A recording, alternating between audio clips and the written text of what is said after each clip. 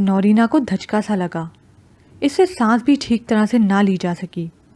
جاوید نے ہر بات کا پوری سچائی سے اس کے سامنے اعتراف کر لیا تھا، لیکن وہ اپنے جذبات اس پر کیوں کر عیاں کر دیتی، اسے کیوں کر بتاتی کہ اسلم کے حوالے سے تو وہ تم تک پہنچی ہے. تم جو اس کے من میں بس گئے ہو، تمہارے اور اسلم میں تو زمین آسمان کا فرق محسوس کرتی ہے. اسلم سے تو وہ وابستہ تھی، لیکن تم سے تو وہ محبت کرتی ہے.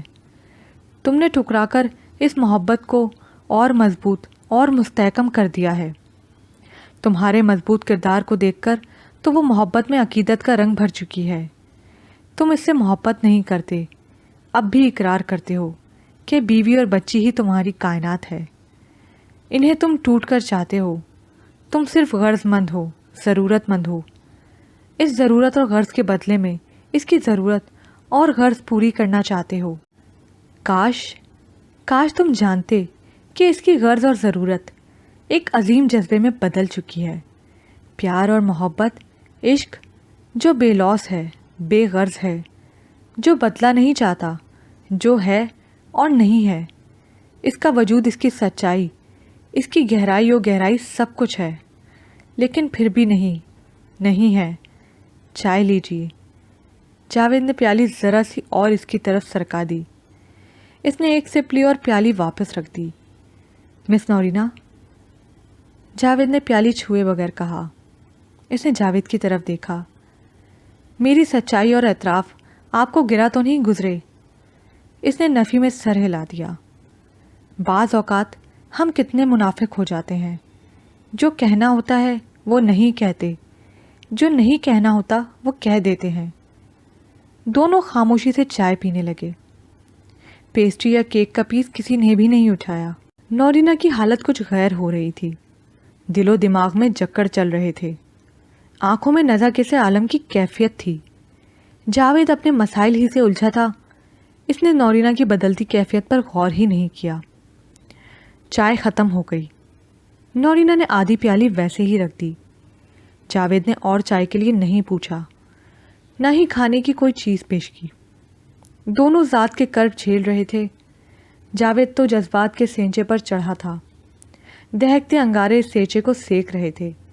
پھر بھی وہ نورینا کا ہاتھ تھامنے کو تیار تھا. کئی لمحے خاموشی رہی.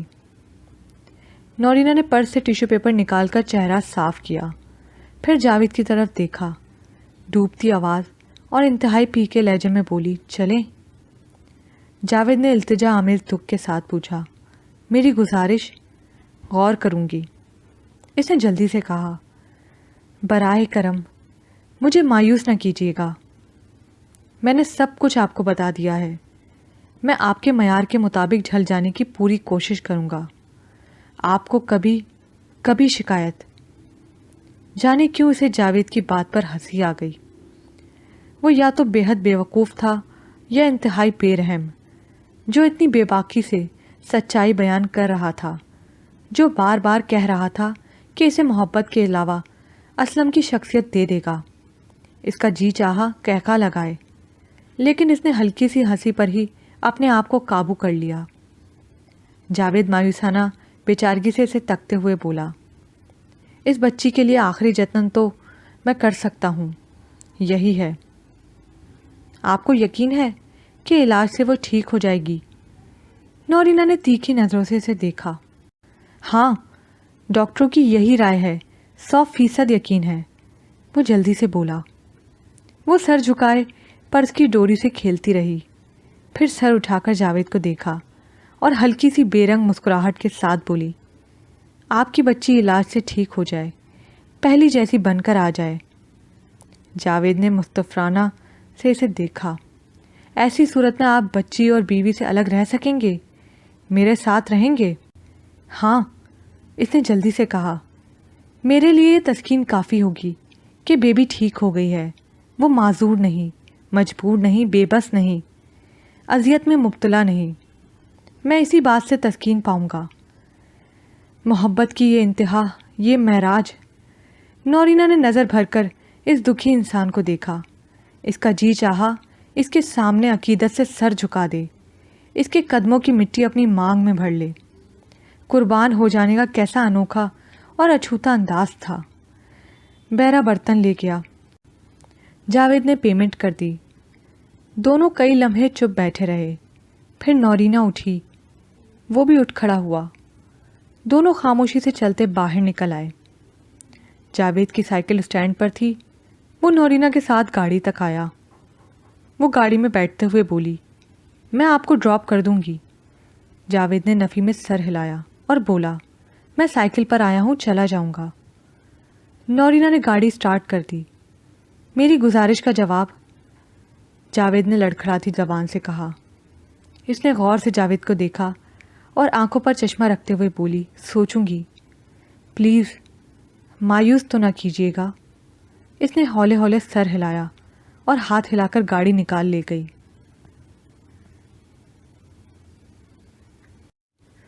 جاوید، ہوں؟ ہم نے کیا؟ ہم تینوں نے بیبی کے علاج کے لیے۔ جاوید نے چونک کر جمیل، ارشد اور ہمایوں کو دیکھا۔ تینوں اس کے گھر کے باہر گلی میں کھڑے تھے۔ یار، جمیل بولا، تم تو بیبی کے باپ ہو، لیکن ایمان کی بات ہے کہ ہم سے اس کا دکھ نہیں دیکھا جاتا۔ ہم اس کے لیے خود تو کچھ نہیں کر سکتے، ارشد بولا، لیکن ہم نے ایک سماجی ادارے سے بات چیت کی ہے۔ اوہ، جاوید ایک دم بولا، تو یہ آپ لوگوں نے؟ ایک سماجی کارکن خاتون بیبی کو دیکھنے آئی تھی، وہ اس کی میڈیکل رپورٹ بھی لے گئیں۔ تینوں نے ایک دوسرے کی طرف دیکھا۔ جاوید ایک ہلکا سا تمسخانہ انداز اختیار کرتے ہوئے بولا، سماجی ادارے؟ ہوں، یہ کچھ کام کرنے کے اہل ہوتے تو رونا کس بات کا تھا۔ وہ خاتون اس کی ضروری رپورٹ بھی لے گئیں اور اتنے دن ہو گئے، خود آئی ہیں نہ رپورٹیں واپس کی ہیں۔ اتنا بڑا قدم یہ سماجی ادارے اٹھا بھی نہیں سکتے، فضول ہے، سب فضول۔ لیکن ارشد نے کچھ کہنا چاہا کہ اندر سے بیبی کے چیخنے کی آواز آئی۔ سماجی ادارے والی بات بیچ میں ہی رہ گئی۔ جاوید معذرت کر کے اندر چلا گیا اور تینوں باتیں کرتے گلی سے نکل گئے۔ جاوید نے بیبی کے علاج کے آخری ہیلے کے لیے انتہا کو چھو لیا تھا۔ نورینہ کو پروپوزل دے کر وہ اس کے جواب کا انتظار کر رہا تھا۔ امید و یاس کے درمیانی خلا میں معلق تھا۔ اگر اس نے ہاں کر دی تو، اور اگر اس نے انکار کر دیا تو ہر وقت اس کے ذہن میں دونوں رویے پر سرے پیکار رہتے تھے۔ بیبی کی حالت جوں کی تو تھی۔ اب تو شاید تکلیف کا مقابلہ کرتے وہ بھی تھک گئی تھی۔ بڑی چڑچڑی، بدخو اور ضدی ہو گئی تھی۔ کبھی دوائیاں لینے سے انکار کرتی، کبھی جسم کو نرم رکھنے والی مرہم لگوانے سے انکاری ہو جاتی۔ جاوید ان حالات میں بے قراری سے نورینہ کے جواب کا منتظر تھا۔ گو انتظار میں خون جگر شامل تھا۔ وہ فاخرہ کو دیکھتا تو لگتا ایک بے گناہ کے گلے میں پھندا ڈال رہا ہے۔ اسے اس مخلص، خدمت گزار اور وفاشور عورت سے کتنی محبت تھی، یہ اس کا دل ہی جانتا تھا۔ لیکن وہ کرتا بھی کیا؟ کتنے ہی دن گزر گئے، اسے نورینہ کی طرف سے جواب نہیں ملا۔ وہ دفتر جا رہا تھا، کام بھی کر رہا تھا، اور کئی دفعہ نور احمد سے سامنا ہوتا تھا۔ وہ خائف بھی ہوتا، لیکن نور احمد کے کسی رویے سے ظاہر نہ ہوتا کہ وہ جاوید کے پروپوزل سے واقف ہیں۔ اس بات سے اس کا دل ڈوبنے لگتا۔ علاج کا آخری سہارا بھی ختم ہوتا نظر آتا۔ سوچ سوچ کر اس کے دماغ کی نسیں پھٹنے لگتیں۔ اسے یوں لگتا جیسے وہ اپنا ذہنی توازن کھو رہا ہے۔ اس دن چھٹی کے بعد وہ دفتر ہی میں ٹھہرا رہا۔ جمیل، ارشد اور ہمایوں چلے گئے تو اس نے باس کے کمرے کا رخ کیا۔ وہ جا چکا تھا۔ جاوید اس کی کرسی پر بیٹھ گیا۔ میز پر ٹیلی فون پڑا تھا۔ وہ آج نورینہ کو فون کر کے پوچھنا چاہتا تھا کہ اس نے اس کی درخواست مسترد کر دی یا منظور کر لی۔ دل کڑا کر کے اس نے نمبر ملایا۔ حسب معمول ملازم نے فون ریسیو کیا۔ جاوید کے کہنے پر اس نے نورینہ کو اطلاع دی۔ نورینہ نے فون کمرے میں ہی منگوا لیا۔ وہ صبح کی گئی گھنٹہ بھر پہلے گھر لوٹی تھی۔ اب کھانا کھا کر تھوڑی دیر آرام کرنے کے لیے کمرے میں آئی تھی۔ جاوید نے کچھ دیر انتظار کیا۔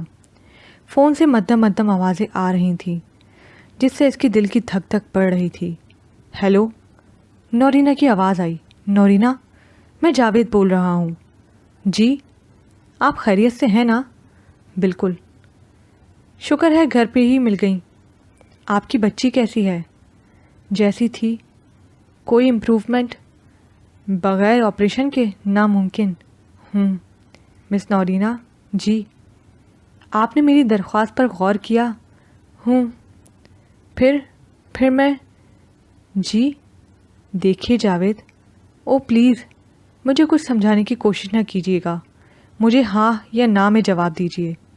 جاوید کے احتجاج پر نورینہ چند لمحے چپ رہی۔ ہیلو، جاوید نے قدرے توقف کے بعد کہا۔ جی، نورینہ کی ڈوبتی آواز آئی۔ آپ نے کیا فیصلہ کیا؟ یہی کہ آپ اسلم سے مشابہت ضرور رکھتے ہیں، لیکن آپ اسلم نہیں بن سکتے۔ صرف مشابہت پر زندگی کی بازی نہیں ہاری جا سکتی۔ پھر بھی کیا؟ جاوید جھلا کر بولا۔ کچھ دن اور سوچنے کی مہلت۔ ٹھیک ہے، میں ہفتے کو پھر فون کروں گا۔ ہاں، 5 دن بعد میں یقیناً کوئی فیصلہ کر لوں گی۔ فیصلہ تو نورینہ کر چکی تھی، جانے کیوں ایک دم بتانے کو جی نہ چاہا۔ رابطے توڑنا آسان کام نہیں ہوتا۔ اس نے بہت سوچا تھا، لیکن جاوید کی محبت نہ پا کر بھی شادی کے لیے مذائقہ خیز تھا، اور اسے کھو کر بھی تو اطمینان نہ مل سکتا تھا۔ اس نے اپنا آپ ضرور پیش کر دیا تھا، وہ اسے منٹوں میں حاصل کر سکتی تھی، لیکن نہیں، وہ ایسا نہیں کرنا چاہتی تھی۔ اسے کھو دینا ضروری تھا، اطمینان نہ صحیح لیکن کھو دینا ضروری تھا۔ جھلایا ہوا جاوید دیڑھی میں داخل ہوا تو سائیکل دیوار کے ساتھ لگنے کے بجائے گر گئی۔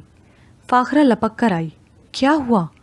ہر بات پوچھنے کی عادت ہی بن گئی ہے تمہاری، اس نے غصے سے کہا۔ فاخرہ چپ چاپ ایک طرف کو ہو گئی۔ جاوید نے سائیکل دیوار کے ساتھ کھڑی کر دی اور لڑکھڑاتے قدموں سے اندر چلا آیا۔ ابو، بیبی نے باپ کو پکارا۔ کیا ہے؟ وہ اس سے بھی الجھ گیا۔ ابو جی، وہ رو دینے کو تھی۔ وہ جواب دینے کے بجائے دوسرے کمرے میں چلا گیا۔ مایوسی اور ذہنی بار نے اتنا پریشان کر رکھا تھا کہ اسے اپنے آپ، اپنے گھر، اپنی بیوی، حتیٰ کہ اپنی بیمار بچی سے بھی الجھن محسوس ہونے لگی۔ نورینہ کا جواب گو ادھورا تھا، لیکن وہ اسے اپنے طور پر مکمل کر سکتا تھا۔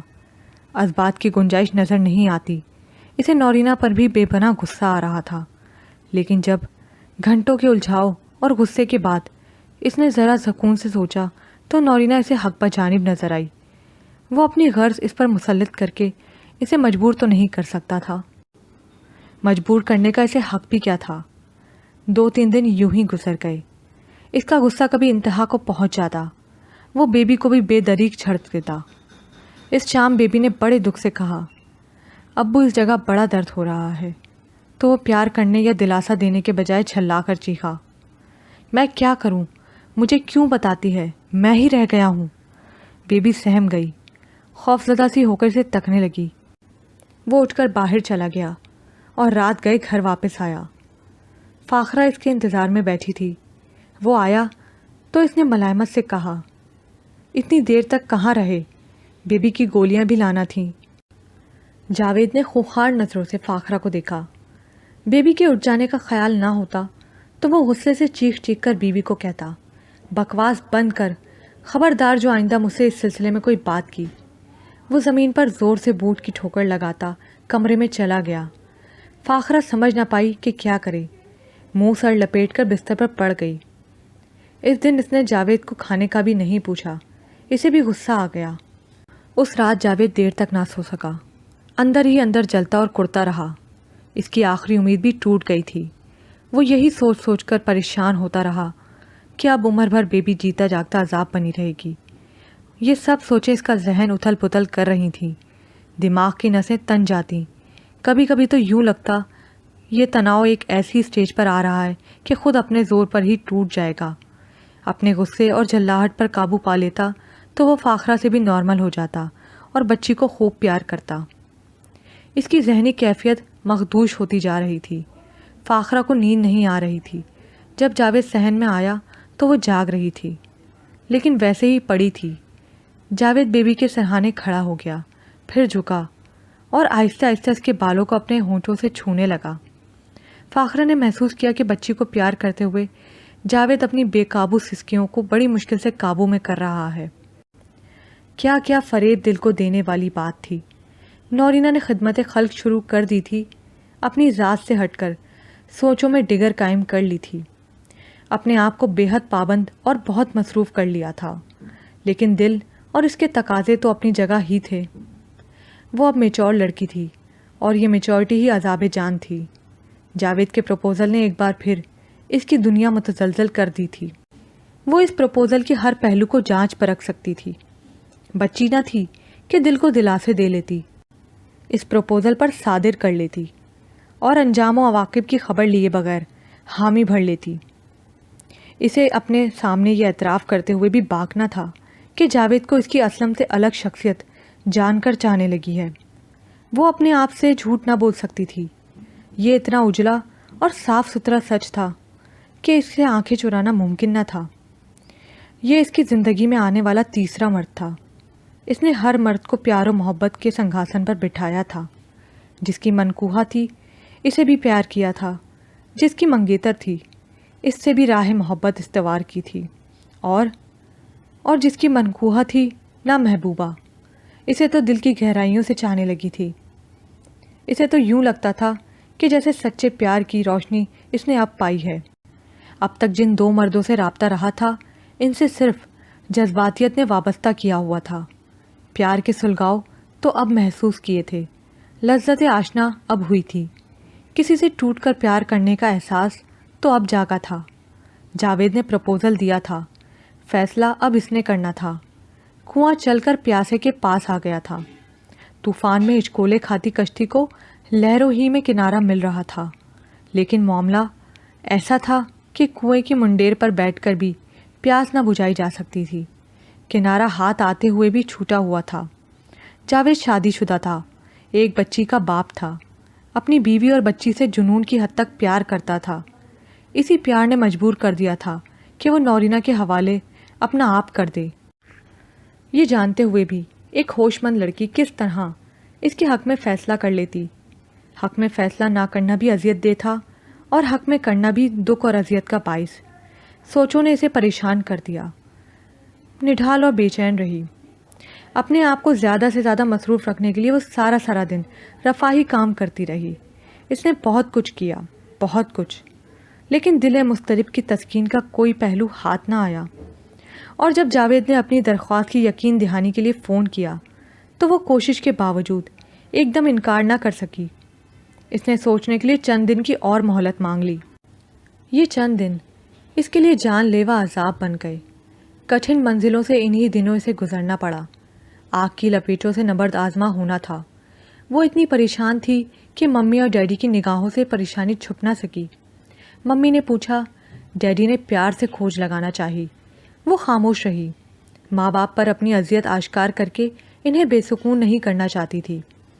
دونوں سے ایک ہی بات کہی، ان دنوں ایک غریب خاندان کی بیچارگی ذہن پر مسلط ہے۔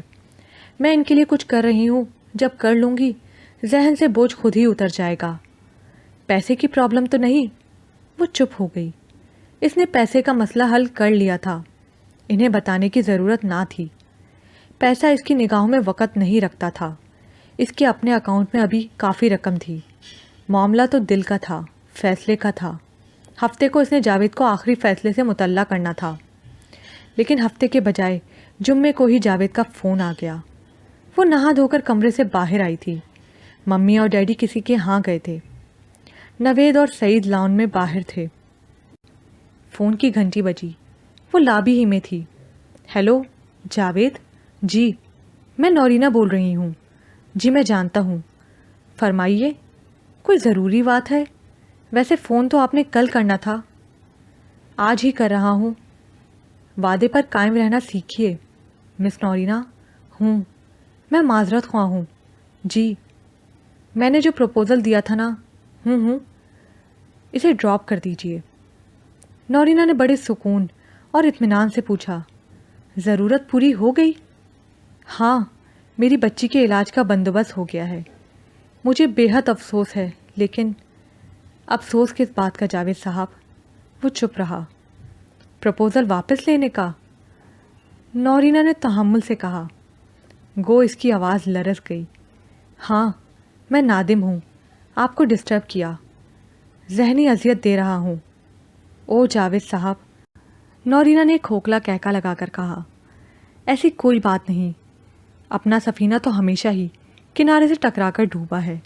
نورینہ، جاوید کی آواز فرتہ جذبات سے رن گئی۔ اسے شاید اس مظلوم اور پیاری سی لڑکی پر ترس آ رہا تھا۔ وہ پھر ہنسی۔ جاوید اس ہنسی سے بڑا خوفزدہ سا ہو گیا۔ معذرتانہ انداز میں بولا، مجھے افسوس ہے، میں بے حد نادم ہوں، آپ مجھے معاف کر دیجیے گا، میری مجبوری کو آپ اچھی طرح سمجھتی ہیں۔ ہاں پلیز نورینہ، میں آپ کو اذیت دے رہا ہوں، لیکن میری پوزیشن سب ٹھیک ہے، وہ گلوگیر آواز میں بولی۔ پھر اس موضوع سے ہٹتے ہوئے کہا، آپ کب لے جا رہے ہیں بچی کو؟ عنقریب، خدا کرے بچی ٹھیک ہو جائے اور آپ اپنی فیملی سے مسرور و مطمئن رہیں۔ نورینہ، جاوید کی آواز میں دکھ تھا جسے نورینہ نے محسوس کیا۔ وہ بولا، آپ اتنی عظیم اور اتنی بلند ہیں، مجھے اپنا آپ کے سامنے حقیر لگ رہا ہے، لیکن میں مجبور ہوں۔ خدا حافظ۔ نورینہ نے فون بند کر دیا۔ کچھ اور سننے کہنے کا شاید یارہ ہی نہ رہا تھا۔ وہ لہراتی ہوئی اپنے کمرے کی طرف گئی، دروازہ بند کیا اور بستر میں گر کر بے اختیارانہ رونے لگی۔ اپنی محرومیوں پر آنسو بہانے کا تو حق رکھتی تھی، محبت کے لاشے کو رون کر فرض نبھا بھی دیا جائے، لاشے پر ماتم کناں ہونے کا حق تو رہتا ہے۔ فاخرہ تو حیرت سے بت بن گئی تھی۔ کئی لمحے تو اسے یقین ہی نہ آیا کہ جو کچھ دیکھ رہی ہے، سن رہی ہے، حقیقت ہے، زندہ حقیقت۔ وہی خاتون، وہی سوشل ورکر آئی تھی، اس کے سامنے کرسی پر بیٹھی تھی۔ اس نے ایک سیاہ بیگ فاخرہ کے حوالے کیا تھا، بیبی کی رپورٹیں واپس کی تھی اور ایک نئی فائل فاخرہ کو تھما دی تھی، اور جو کچھ اس نے کہا تھا وہ فاخرہ کے لیے ناقابل یقین تھا۔ اسے جاگتے میں خواب کا گواہ ہوا۔ خاتون کہہ رہی تھی، سارے کوائف اس فائل میں ہیں، بچی کی ہاسپٹل میں ایڈمیشن ہو جائے گی، ڈاکٹروں سے بات ہو چکی ہے، اب آپ یا جاوید صاحب جو بھی بچی کو لے کر جانا چاہیں یہاں کی فارمیلٹیز پوری کر لیں، پاسپورٹ ارجنٹ بن سکتے ہیں، روپے کی منظوری میں نے لے لی ہے، 2 خط بھی اس فائل میں ہیں، وہاں مزید پیسے کی ضرورت پڑ جائے تو یہ خط متعلقہ افراد کو دے کر پیسہ مل سکتا ہے۔ فاخرہ حیرت سے پھٹی پھٹی نگاہوں سے اس خاتون کو، جو خاتون نہیں، ان کے لیے فرشتہ رحمت تھی، تک رہی تھی۔ آپ کی بچی خدا نے چاہا تو بالکل صحیح اور سلامت واپس آئے گی۔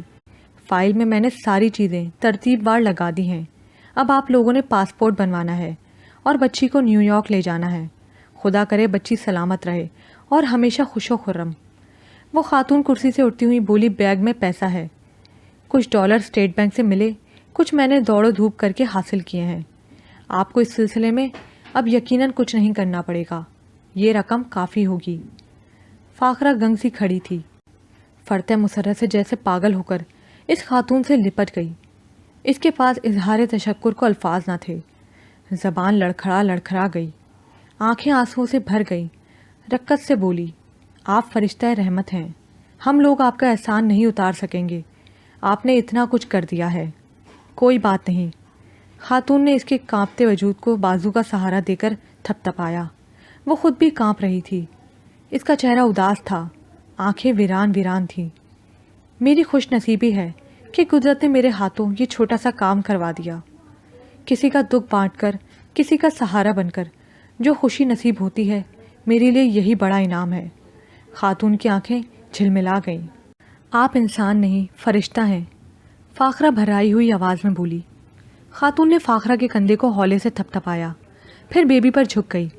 بیبی، آپ بالکل ٹھیک ہو کر امریکہ سے واپس آئیں گی تو میں آپ سے ملنے آؤں گی، پھر ہم دونوں خوب کھیلیں گے۔ بیبی بے چارگی سے اسے تکتے ہوئے بولی، انٹی آپ مجھے بڑی اچھی لگی ہیں، میں ضرور آپ کے ساتھ کھیلا کروں گی۔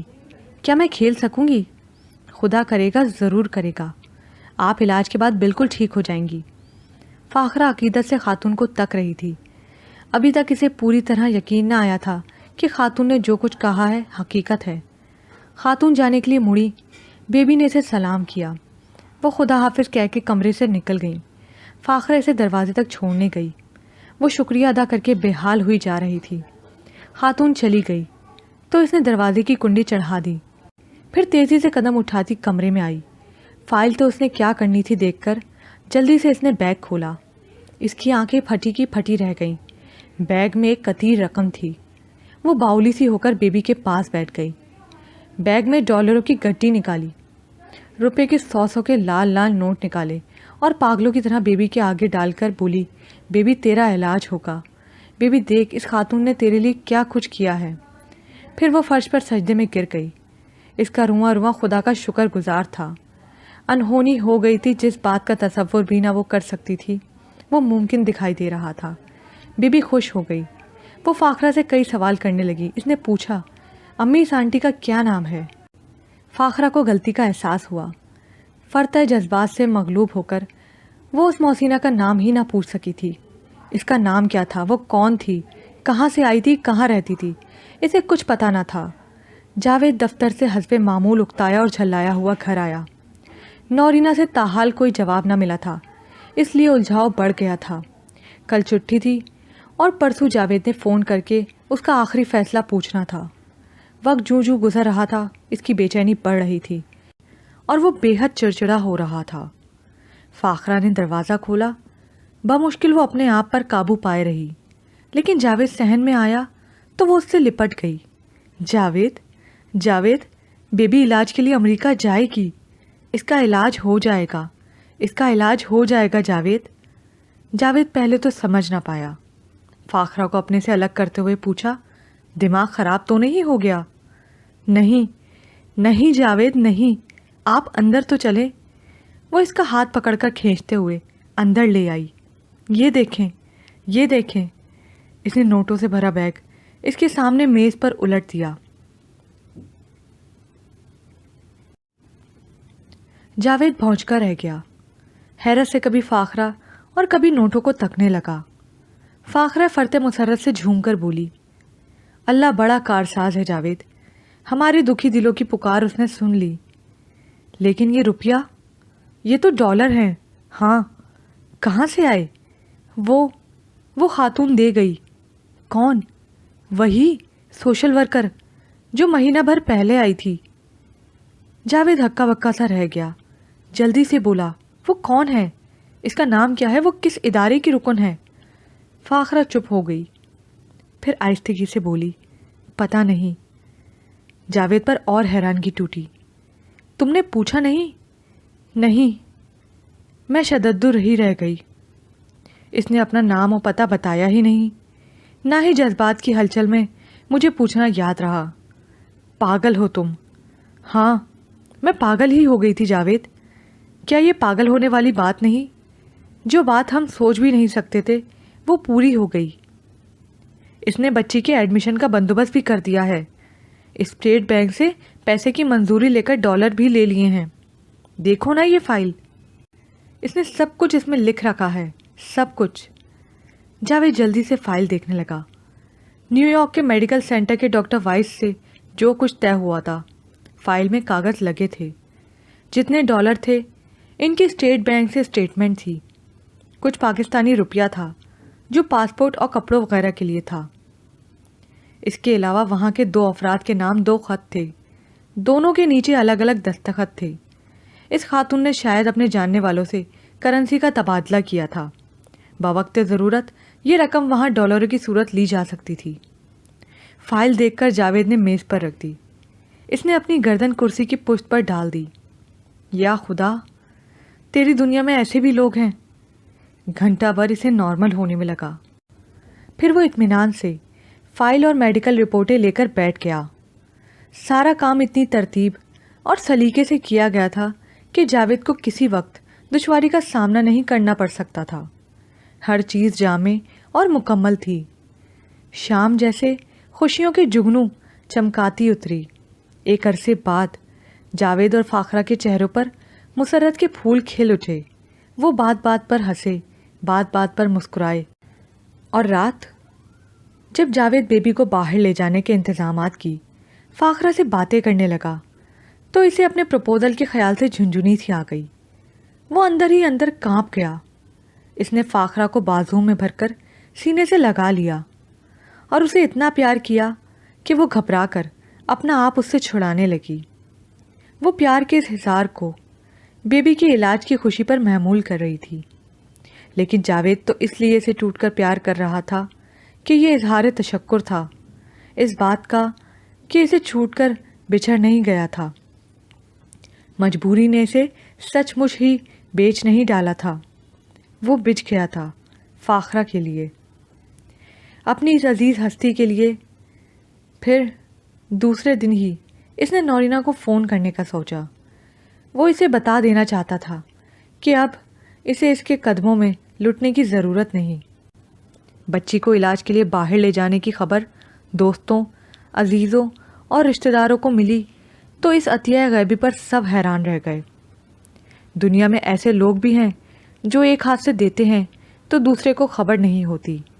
یہ جہاں نیک بندوں سے ابھی خالی نہیں ہوا۔ کس خدا ترس نے اتنی بڑی نیکی کی؟ اصلی نیکی یہی ہے، نام تک نہیں بتلایا نیکی کرنے والے نے۔ لوگوں کے لیے یہ آ چبھنے کی بات تھی اور وہ قائل ہو گئے تھے کہ ساری خرابیوں، ساری برائیوں کے باوجود دنیا میں ایسے لوگ بھی ہیں جو فرشتے ہیں، بے لوث خدمت کرتے ہیں اور نام تک نہیں بتاتے۔ اتنی عظمت، ایسی بڑائی اور اتنی اونچائی پر بھی لوگوں کے نشان ملتے ہیں۔ ارشد، جمیل اور ہمایوں کو بھی پتہ چلا تو وہ حیران و شددر رہ گئے۔ انہیں توقع کب تھی؟ اور جس سوشل ورکر سے وہ ملتے تھے اس نے تو اتنی گراں ذمہ داریاں اٹھانے کی ذمہ داری تک بھی نہ بھری تھی۔ معاملہ پیچیدہ تھا، لیکن اس وقت پیچیدگیوں میں الجھنے کی کسے فرصت تھی؟ جاوید اور فاخرہ تو تیاریوں میں جٹ گئے تھے۔ جاوید پاسپورٹ کے چکروں میں تھا، دفتر سے چھٹی لینی تھی اور بہت سی کاغذی کاروائیاں تھیں۔ فاخرہ بازاروں کے چکر لگا رہی تھی، بیبی کے لیے ایسے لبادہ نما کرتے بنوا رہی تھی جو سہولت سے اسے پہنائے جا سکیں۔ جاوید اور فاخرہ کی کوشش تھی کہ سارے کام دنوں کے بجائے گھنٹوں میں نمٹ جائیں۔ دن رات کی دوڑ و دھوپ کے بعد تیاری مکمل ہو ہی گئی۔ فاخرہ نے سارے کام خوشی خوشی کیے، اس کا پاؤں زمین پر نہ پڑتا تھا۔ بیبی کے ٹھیک ہو جانے کے تصور سے ہی وہ جھوم اٹھتی تھی۔ کام جاوید بھی کر رہا تھا، دوڑ و دھوپ بھی، اور ضروری کاروائیوں کے لیے تگ و دور بھی۔ بیبی کے علاج ہونے کی اسے بھی خوشی تھی، لیکن کبھی کبھی نورینا کا خیال آ جاتا تو اداسی کی کٹار اندر ہی اتر جاتی۔ وہ بدقسمت سی لڑکی اپنے دل کے کہیں آس پاس محسوس ہوتی تو وہ پریشان ہو جاتا۔ فون پر کہا ہوا اس کا یہ جملہ، اپنا سفینہ تو ہمیشہ ہی کنارے سے ٹکرا کر ڈوبا ہے، سوز و گداز دل میں بھر دیتا۔ وہ بےکل ہو جاتا اور پشیمان ہو کر دل ہی دل میں کہتا، کاش میں تمہارے دکھ بانٹ سکتا۔ دل میں ایک انوکھے درد کی لذت لیے وہ تیاری میں مصروف رہا۔ ہم سمجھتے ہیں کہ انسان ایک وقت میں ایک ہی محبت کرتا ہے، لیکن ایسا نہیں ہوتا۔ ہم ایک ہی وقت میں کئی محبتیں کرتے ہیں۔ ان محبتوں کی صورتیں جدا جدا ہوتی ہیں۔ ہم بیک وقت اپنے خون کے رشتوں، سماجی نعتوں اور قربت کے تعلقوں سے پیار کرتے ہیں۔ وہ محبتوں جن میں جنس شامل ہوتی ہے شاید ایک وقت میں ایک ہی فرد سے کی جائے، لیکن محبتیں جن سے پاک، اس سے الگ اور اس سے ماورا بھی تو ہوتی ہیں۔ ان میں محبتوں کی طلب نہیں ہوتی، ملن کی خواہش نہیں ہوتی، پا لینے کی خوشی اور بچھڑ جانے کا غم نہیں ہوتا۔ پھر بھی یہ اپنا وجود منواتی ہیں، اپنے ہونے کا احساس دلاتی ہیں۔ کسی ایسی محبت نے، ایسے ہی بے نام جذبے نے جاوید کے دل میں بھی جگہ بنا لی تھی۔ وہ اسے سینے میں چھپائے بچی کو باہر لے جانے کی تیاریوں میں مصروف تھا۔ علاج ہونے کی خوشی بھی تھی اور فاخرہ سے کئی ماہ الگ رہنے کا احساس بھی۔ دفتر سے اس نے 6 ماہ کی رخصت لے لی۔ آخری دن وہ دفتر اپنے کولیگز، دوستوں اور نور احمد سے ملنے گیا۔ نور احمد نے اس سے مصافحہ کیا اور بڑے سرد لہجے میں بولے، خدا کرے تمہاری بچی ٹھیک ہو جائے۔ جاوید کا دل دکھ گیا۔ بچیوں کا دکھ مشترک ہوتا ہے۔ وہ ان کے لہجے کی ٹھنڈک سے ان کے دل کا درد بھانپ گیا۔ صرف شکریہ کہہ کر وہ دفتر سے باہر آ گیا۔ دوسرے دن ایئرپورٹ پر کافی لوگ جاوید اور بیبی کو رخصت کرنے آئے تھے، دعاؤں سے نواز رہے تھے، نیک خواہشات کا اظہار کر رہے تھے۔ جاوید اور فاخرہ دونوں سب کا شکریہ ادا کر رہے تھے۔ جہاز کی روانگی کے وقت کا اعلان ہوا۔ فاخرہ نے روتی آنکھوں اور مسکراتے چہرے سے باپ بیٹی کو دیکھا۔ جاوید بھی فاخرہ کو دیکھ دیکھ کر دلگیر ہو گیا۔ 6 ماہ تو لگ ہی جانے کی توقع تھی۔ یہ 6 ماہ فاخرہ نے شوہر اور بچی کے بغیر اپنے دیور کے ہاں رہ کر لمحہ لمحہ انتظار کر کے گزارنا تھے۔ سب سے مل کر جاوید نے بیبی کو ہاتھوں پر یوں احتیاط سے اٹھایا جیسے وہ کوئی کانچ کا نازک سا برتن ہو جو ذرا سی ٹھیس سے بھی ٹوٹ پھوٹ کر بکھر سکتا ہو۔ بیبی کراہی۔ جاوید نے اس کی پیشانی پر ہونٹ رکھ دیے اور پیار میں ڈوب کر بولا، بس میری جان، تکلیف کے دن جلد ختم ہو جائیں گے۔ وہ بچی کو لے کر اندر چلا گیا۔ فاخرہ کی آنکھوں سے آنسوؤں کی جھڑی لگ گئی۔ اسے بڑی نند نے ساتھ لپٹا لیا۔ جہاز کے اڑان لینے تک وہ سب لوگ بیرونی جنگلے کے ساتھ لگے کھڑے رہے۔ جہاز نظروں سے اوجھل ہو گیا تو سب لوگ واپس لوٹ گئے۔ زبیدہ ناصر نور احمد کے ہاں 2-3 دفعہ آ چکی تھیں۔ اپنے بیٹے کے لیے اس نے نورینہ کو پسند کیا تھا۔ ماں کی پسند اتنی خوبصورت تھی کہ بیٹے کے معیار پر بھی پوری اتری۔ ابھی تک تو پسند کا اظہار اشاروں کنائیوں میں ہی ہو رہا تھا، لیکن آج زبیدہ بات کرنے ہی کے لیے آ رہی تھی۔ اس نے کل شام فون کیا تھا، میں کل آؤں گی، اپنی جھولی پھیلانے۔ ممی نے دل سے اس بات کو سراہا تھا۔ رات نور احمد سے بھی کافی دیر تک وہ یہی بات کرتی رہیں۔ نور احمد کیا کہتے؟ ساری تعریفیں سننے کے بعد صرف یہی کہا، نورینہ سے پوچھ لو، اگر وہ حامی بھر لے تو مجھے کیا اعتراض۔ ممی بپر کر بولی تھی، اسے تو آپ نے کھلی چھٹی دے رکھی ہے، جانے کیا کچھ کرتی پھرتی ہے، نیکی کے کام خوشیاں بانٹتی پھرتی ہے۔ میرے خیال میں اس کا بینک بیلنس نل ہو چکا ہوگا، کافی خرچ کر چکی ہے۔ آپ کچھ کہتے ہی نہیں اسے۔ میں کیا کہوں، وہ بچی نہیں، اب بالغ لڑکی ہے، اسے اپنے حصے کا پیسہ خرچ کرنے کا حق حاصل ہے، لاکھوں کے حساب سے۔ چلو ایک کیس تھا، ہو گیا، اسے خوشی تو حاصل ہوئی۔ خوشی کی ایک دمک تو اس کے چہرے پر آتی نہیں دیکھی۔ دونوں باتیں کر رہے تھے کہ نورینہ اپنے کمرے سے تیار ہو کر نکل آئی۔ اس نے سفید بے داغ ساڑی پہن رکھی تھی، ہاتھ میں چھوٹا سا سفید بیگ تھا، چہرہ شگفتہ نہیں تھا، بہت نڈھال دکھائی دے رہی تھی۔ کہیں جا رہی ہو؟ ممی نے پوچھا۔ ہاں ممی۔ کہاں؟ ایئرپورٹ۔ کیوں؟ میری ایک فرینڈ UK جا رہی ہے۔ نور احمد نے بیٹی کی طرف دیکھا۔ آج جاوید اپنی بچی کے ساتھ واپس آ رہا تھا۔ اس کی بچی بالکل ٹھیک ہو گئی تھی۔ اس کے تینوں دوستوں نے ایئرپورٹ جانے کے لیے نور احمد سے چھٹی لی تھی۔ کب تک آؤ گی؟ ممی نے پوچھا۔ کیوں ممی، کوئی کام ہے؟ ہاں۔ کیا؟ زبیدہ آ رہی ہیں آج، اور تمہارا چائے پر ہونا ضروری ہے۔ نورینہ نے ایک دل گرفتہ نگاہ ماں پر ڈالی، پھر پھیکی سی مسکراہٹ لبوں پر لاتے ہوئے بولی، اچھا ممی، آ جاؤں گی۔ نورینہ باہر آ گئی، اپنی گاڑی میں بیٹھی اور ایئرپورٹ کی طرف چل دی۔ کراچی سے آنے والی فلائٹ 15 منٹ لیٹ تھی۔ اسی فلائٹ سے جاوید آ رہا تھا۔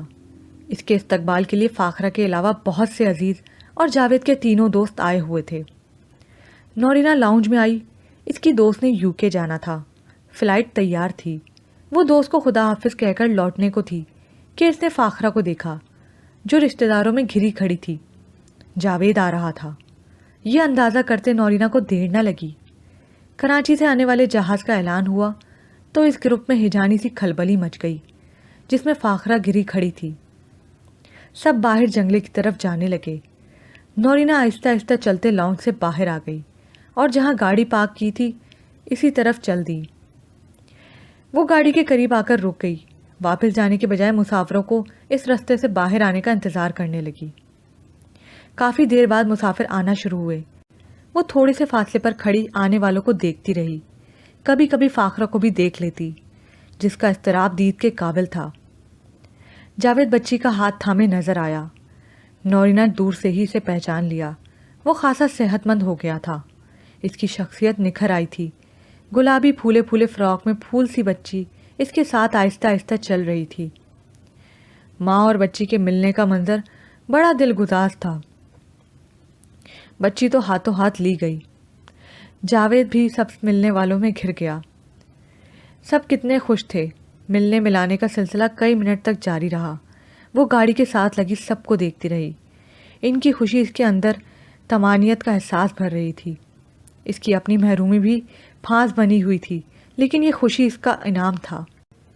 وہ گاڑی میں بیٹھنے کو تھی کہ اچانک ہی فاخرہ کی نگاہ اس پر پڑی۔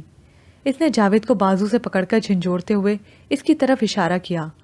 جاوید، وہ اپنی خاتون۔ کون؟ Social worker. فاخرہ نے نورینا کی طرف اشارہ کرتے ہوئے بتایا۔ اسی خاتون نے تو بیبی کے لیے سب کچھ کیا تھا۔ جاوید جیسے پتھرا گیا۔ سب لوگ بچی کو دیکھ رہے تھے، بچی سے مل رہے تھے۔ فاخرہ بھی بچی کے بلانے پر اس کی طرف متوجہ ہو گئی۔ نورینا گاڑی میں بیٹھ کر گاڑی سٹارٹ کر رہی تھی کہ جاوید سب کو چھوڑ کر اس کی طرف لپک کر آیا۔ نورینا، اس نے گاڑی کے قریب آ کر کھڑکی کو دونوں ہاتھوں سے مضبوطی سے پکڑ لیا۔